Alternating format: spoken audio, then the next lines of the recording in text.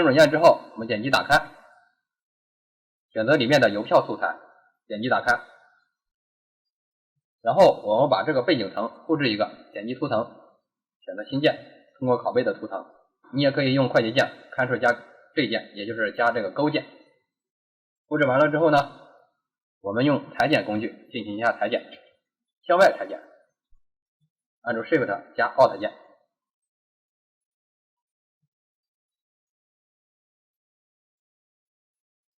这时候我只按的是 Alt 键，裁剪稍微大一点。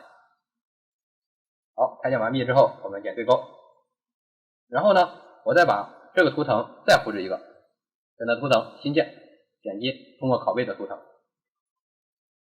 我把它改一下名字，白色背景，这个呢改成邮票。接下来呢，我们把后面背景层把它填充一个颜色，填充成灰色，稍微灰一点。Alt 加 Delete 键填充前景色，然后我们再把白色背景填充成一个白色。这时候我们需要按住 Ctrl 键点击这个图层，然后才能进行填充。为什么我们这个背景层不用进行点击呢？是因为不点击的情况下，它填充的是全部，对不对？而我这个灰色本来就是要填充全部，所以说你点击不点击都无所谓。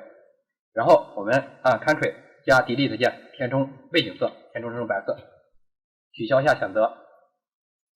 我们看一下，已经填充完毕。接下来呢，我把后面这个白色背景把它调大一点，按自由变换工具，按住 Shift 加 Alt 键。这里我为什么不把里面的这个图片进行调小呢？其实也可以达到这种效果，对不对？因为我们把这个图片进行调小的话呢，这个图片就会进行失真。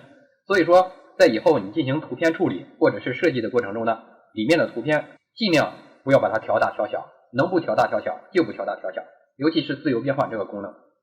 我可以给大家演示一下。我想把它放小，然后我再把它放大，你就会发现它已经变得非常不清晰了，对不对？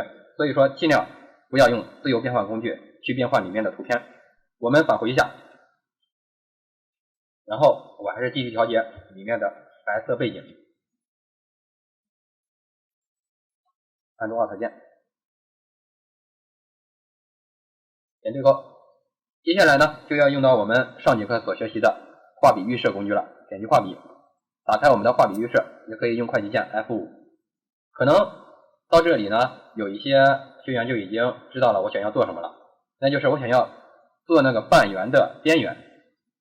因为邮票一般都会有个半圆的边缘，我需要改变一下这个路径，改变成差不多的样子。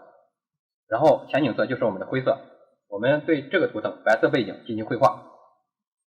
点击这个地方，然后按住 Shift 键点击对面的，然后再点击一下，按住 Shift 键再点击对面的，这个有点大了，返回一下，再点击一次，然后还是有点大了。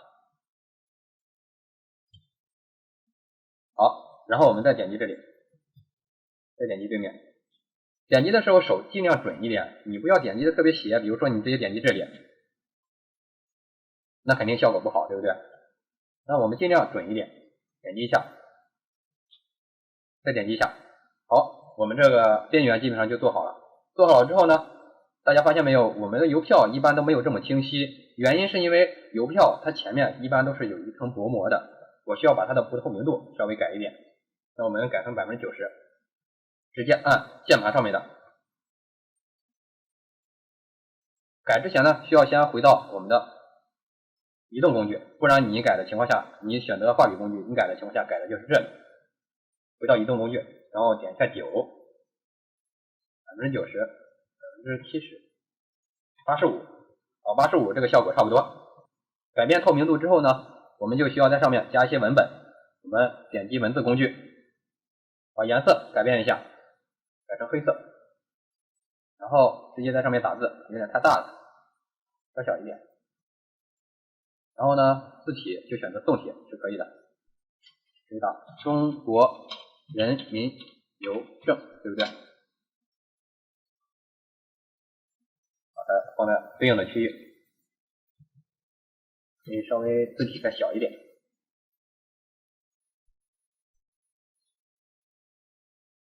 差不多大小。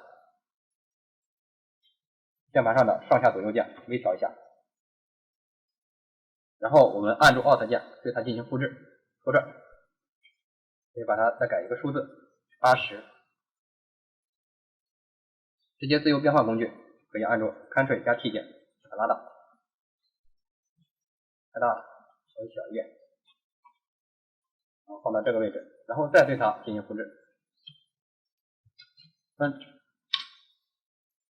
自由变换工具 Ctrl 加 T， 按住 Shift 键缩小一下。键盘上的上下左右键，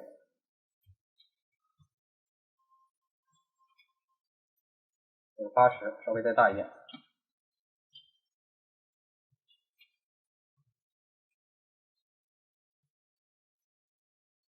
好，我们这个邮票基本上就制作完成了。其实呢，主要是想让大家学习一下刚才那个画笔的预设所起到的一些作用，大家可以课后自己练习一下。